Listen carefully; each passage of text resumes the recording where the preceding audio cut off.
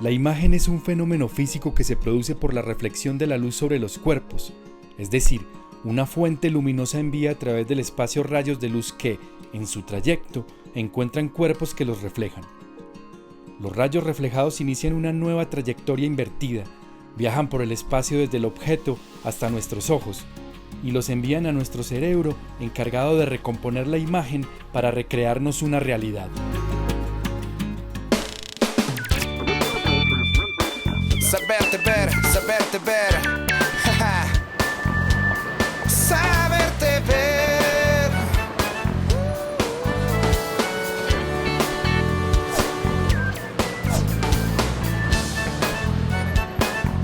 Nuestra tele.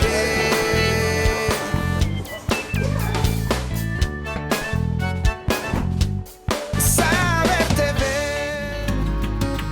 Algunas ciencias sociales coinciden en que el poder de las imágenes radica en la dualidad dada por el fenómeno entre la luz y la sombra, y las asociaciones a los opuestos entre el bien y el mal, lo claro y lo oscuro, el deseo y la muerte. Los dominios de sus técnicas desde el arte hacen de la imagen un instrumento de manipulación mediática. Hoy, el poder de las imágenes. Saberte ver, el programa del Comité Defensor del Televidente de Teleantioquia para ver la televisión con otros ojos. Bienvenidos. La dualidad interior parece dominar al ser humano, el alter ego extraño que solo puede ser visible a través de las imágenes. Una doble personalidad que representa la dicotomía entre lo bueno y lo malo, cuyo mejor ejemplo reposa en las páginas del extraño caso del Dr. Jekyll y el Sr. Hyde, como ese trastorno mental del doble que todos llevamos dentro e intentamos ocultar sin éxito al sentirnos observados tal como lo describe Barthes en su Cámara lúcida. Entonces, cuando me siento observado por el objeto, todo cambia, me constituyo en el acto de posar, me fabrico instantáneamente otro cuerpo, me transformo por adelantado en imagen. ¿Cree usted que la imagen tiene poder sobre la percepción humana? Como decía ahorita el refrán famoso, una imagen vale más que 1000 palabras. Yo creo que sí cambia mucho, la imagen cambia mucho en el pensamiento de las personas. Sí, hay imágenes que tienen muy buen poder. Por ejemplo, en lo que no creo yo mucho son las imágenes políticas, porque están matizando mucho a la juventud. Salen a hacer unas protestas que son necesarias, pero que se dejan infundir por la violencia. Transforman las personas, las transforman. Tienen mucha incidencia, así sea psicológica, social, familiar, sí que influyen. Toda esta violencia y toda esta moral se nos ha transformado por las imágenes que nos llegan a nuestras casas, por los televisores, por el celular, por todos estos medios de comunicación modernos. Si pensamos en la imagen también como objeto de manipulación, la imagen siempre se ha manipulado. Lo que pasa es que antes requería mucho más tiempo porque no teníamos como los dispositivos electrónicos para hacerlo, pero en un laboratorio de fotografía análoga, los fotógrafos también intervenían en las imágenes, pensando en qué querían con esa imagen. Sobre todo sirve para manipular cuando hay un público o un espectador que no tiene conciencia crítica del entorno en el que está, entonces recibe las imágenes y las toma como verdades. Y es complejo eso. Yo creo que ahí está la responsabilidad también de hacer consciente al otro de que la duda siempre debe existir. Siempre hay una intencionalidad. En el momento en que yo me comunico con ustedes, estoy tratando de incidir en ustedes. Si yo los estuviera viendo desde abajo, me vería como una persona pequeña. Si los estuviera viendo desde arriba, yo los estaría viendo como un poderoso. Y esas posturas de la imagen yo creo que son muy importantes desde la realización, desde la persona que está componiendo o la persona que está realizando. Siempre hay una intención. La pregunta es, ¿cuál es la intención? Cuando vemos las imágenes de las cavernas de Lascaux, del bisonte, yo creo que nosotros estamos viendo detrás un relato del mundo, un relato de una experiencia, que claro, en el fondo busca eternizar también, pero esas intenciones éticas las valoramos mucho. Y ahí está el terreno del arte. Voy a ubicarme en una anécdota particular que es la del 11 de septiembre del 2001. De alguna manera, la construcción, por ejemplo, de ese relato, que es una construcción que se hace en vivo, es una construcción muy potente.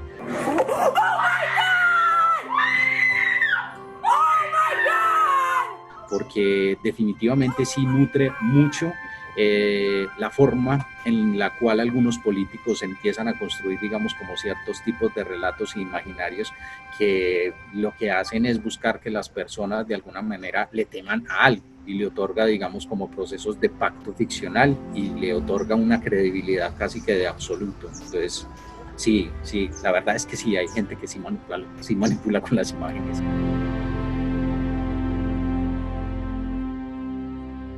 En Ideas sobre la complejidad del mundo, el físico Jorge Wagensberg plantea que el reflejo es el origen de todo conocimiento, que cuando el hombre se miró por primera vez al espejo se encendió ese motor de su curiosidad al preguntarse por ese otro yo reflejado. El reflejo como principio de la imagen ha conducido a la evolución del hombre en el dominio de su mundo. Según Wagensberg, el primer espejo debió ser decisivo para el conocimiento. En el mundo virtual del espejo vemos, sí, una mañana cualquiera, la imagen de nuestro propio rostro como algo extrañísimo y altamente improbable. Es una mañana en la que salimos atónitos y con un ligero retraso. Pero acerca del reflejo, la mitología griega nos propone otra interpretación, no contradictoria, sino complementaria. El mito de Narciso, quien ante su egoísmo y rechazo a la ninfa Eco, fue condenado por Némesis, la diosa de la venganza, a estar enamorado de sí mismo. Inmerso en su enamoramiento, Narciso muere mirándose al espejo, escuchando el eco de su propia voz, hundido en lo más profundo del pozo que lo reflejaba. La evolución misma que tiene la imagen con respecto a todos los cánones de la representación tiene que ver mucho con esa esencia de dar luz a partir de lo que de alguna manera otorga la presencia, digamos, como de un astro rey como es el sol, es decir, la imagen a partir del conocimiento que le otorgamos a la luz comienza a jugar un papel central en términos de lo que es hoy la comunicación. En Meditar día a día, Christophe André nos hace entender la importancia de la luz en la imagen para comunicar, al descubrir aquella inquietante pintura de Rembrandt, filósofo en meditación. Esa luz amarillenta, intensa, de un sol invernal que resplandece fuera. Después, el anciano inmóvil se ha apartado de la mesa de trabajo y el libro que estudiaba. Nuestra mirada se dirige a continuación hacia la derecha y observa la puerta baja de la bodega. Después, la vista se fija en la escalera de caracol. En el momento en el que se apresta a subir con dificultad los primeros escalones, descubre el fuego que crepita en el hogar y una mujer atizando las brasas. Es el genio de Rembrandt, que hace que nuestra mirada se desplace en todas las dimensiones. El diálogo de un sol que ilumina sin calentar y el fuego que calienta sin iluminar. El sol de la razón y el fuego de la pasión. La luz en la fotografía y en la imagen es un recurso narrativo. Esencialmente, sin la luz no hay imagen, no hay fotografía. La luz es como ese recurso indispensable del que depende que surja la imagen. Y recuerdo mucho las enseñanzas de una profesora hace muchos años que dice que la luz es el personaje principal. La incidencia de la luz, tanto en los personajes, en los lugares, en los espacios, afecta lo narrativo en una imagen. La luz es un asunto tan importante para nosotros como para cualquier contenido que nosotros realicemos. En fotografía siempre vamos a hablar de luz, en video siempre vamos a hablar de luz.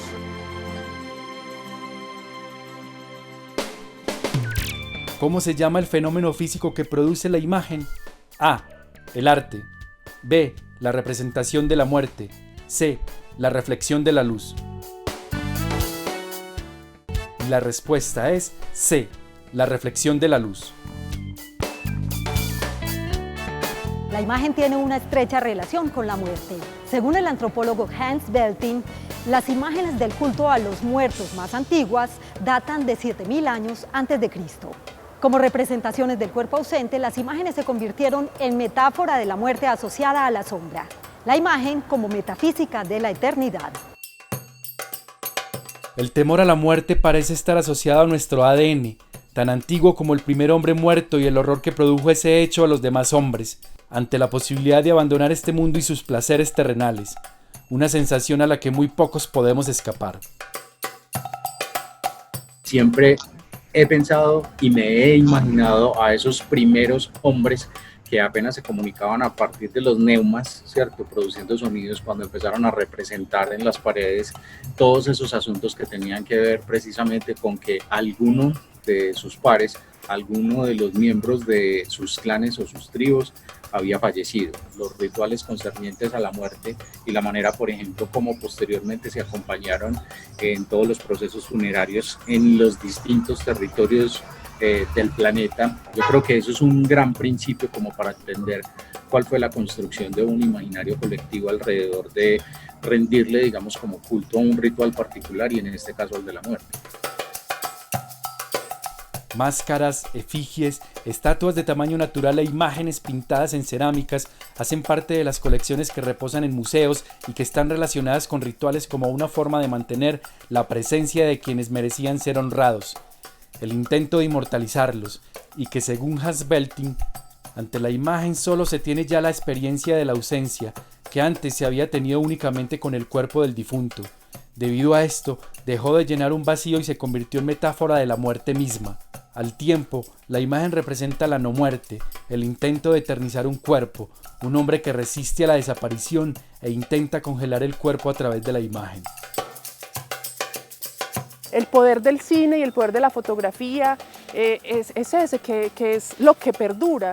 Es quizá, y estos días en una entrevista Graciela Iturbide decía que la fotografía es de las pocas cosas que salva de la muerte, porque aunque la persona muere, la imagen sigue, la imagen queda.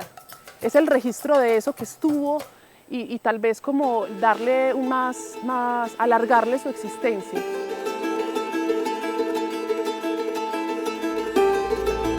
Yo creo que considerar la luz y la sombra como parte esencial, la luz, la oscuridad, el color, la ausencia del color en la imagen es tan importante como hablar del silencio y el ruido o lo sonoro en la música.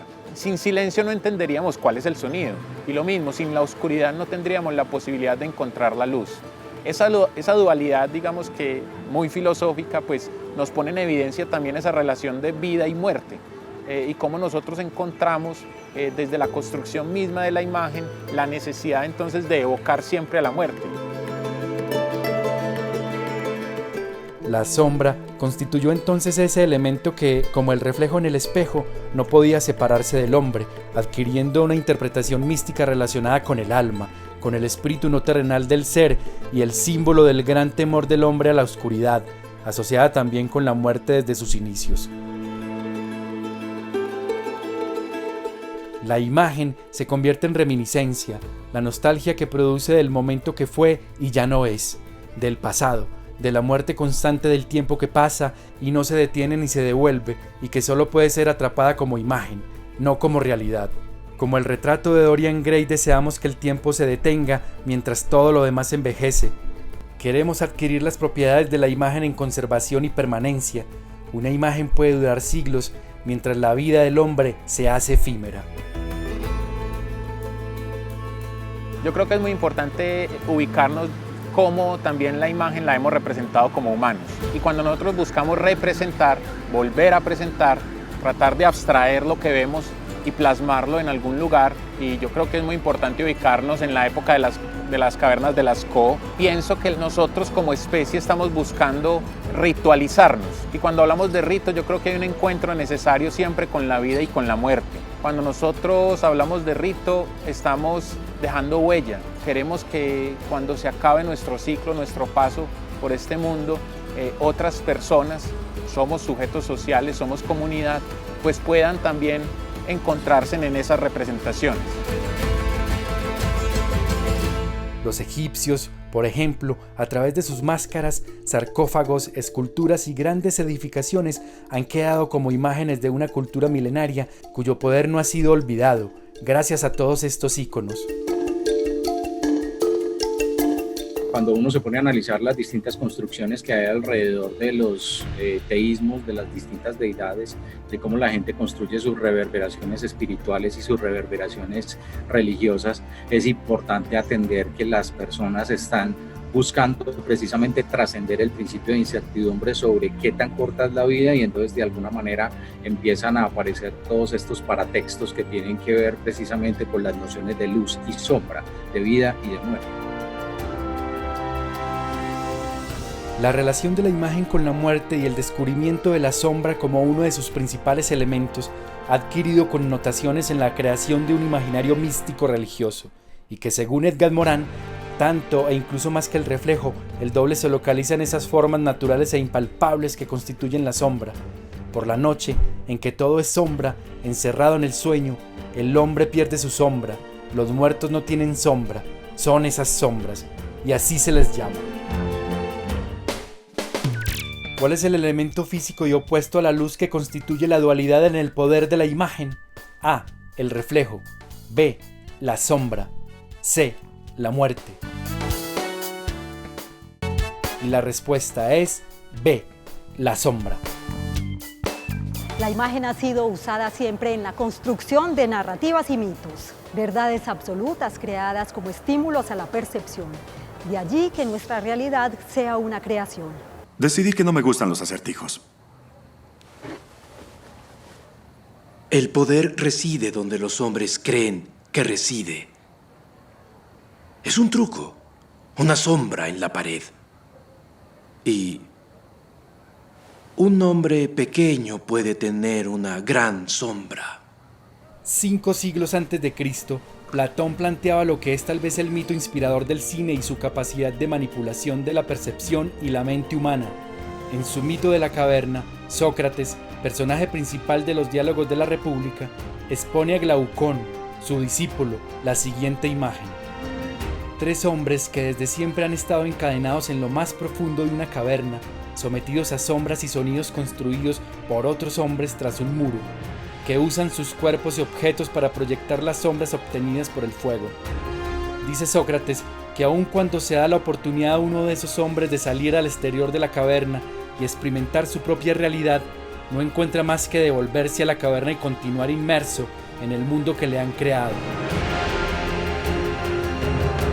La imagen yo creo que es muy importante que la ubiquemos primero como una ilusión. A mí me gusta mucho hablar de ello porque realmente nosotros estamos mediados no solamente por los efectos ópticos o científicos que están desde nuestros ojos, sino también por el lenguaje. Nosotros lo que vemos nos lo enseñaron a ver, nuestros padres, nuestros amigos, nuestro entorno.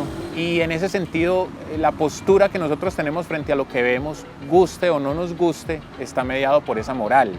Y yo no me refiero exclusivamente a las imágenes, fotografías, videos, sino al mundo que nos rodea, lo que vemos a través de nuestros ojos. Quiere decir que lo que vemos no necesariamente es lo que vemos, sino también lo que queremos ver.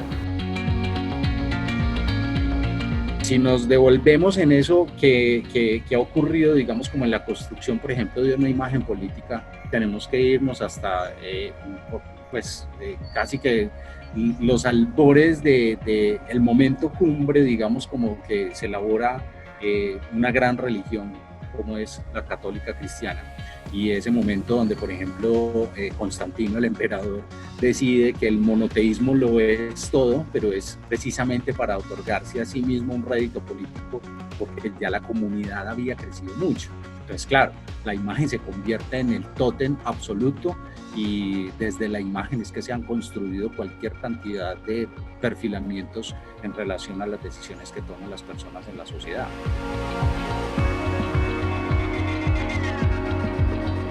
La idea de la división del mundo entre el cielo, el purgatorio y el infierno, representada por la Divina Comedia, con una fuerza arrolladora durante el medioevo. La obra poética de Dante de Alighieri fue el punto de referencia y la transición al Renacimiento. De allí que Barthes afirme que el cristianismo, con su topografía de cielo e infierno, continuó con el más allá dividido en 2 partes, 2 lugares espantosamente distintos en los que viven los muertos, cuyas almas se han fundido nuevamente con el cuerpo. Por ello, los muros de las iglesias cristianas se llenaron con pinturas de visiones del más allá, en las que los muertos aparecen bajo la imagen de futuros bienaventurados o de condenados. Se trataba de un mundo recordatorio a los vivos para rescatar incesantemente las almas de los muertos.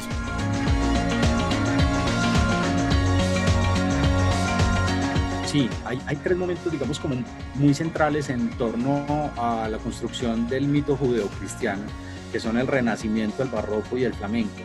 porque de alguna manera en el Renacimiento, cuando se logra, digamos, como un triunfo sobre la perspectiva, sobre la profundidad de campo en el plano bidimensional, entonces hay un aprovechamiento de todas las alegorías que se quieren hacer en torno a Jesucristo.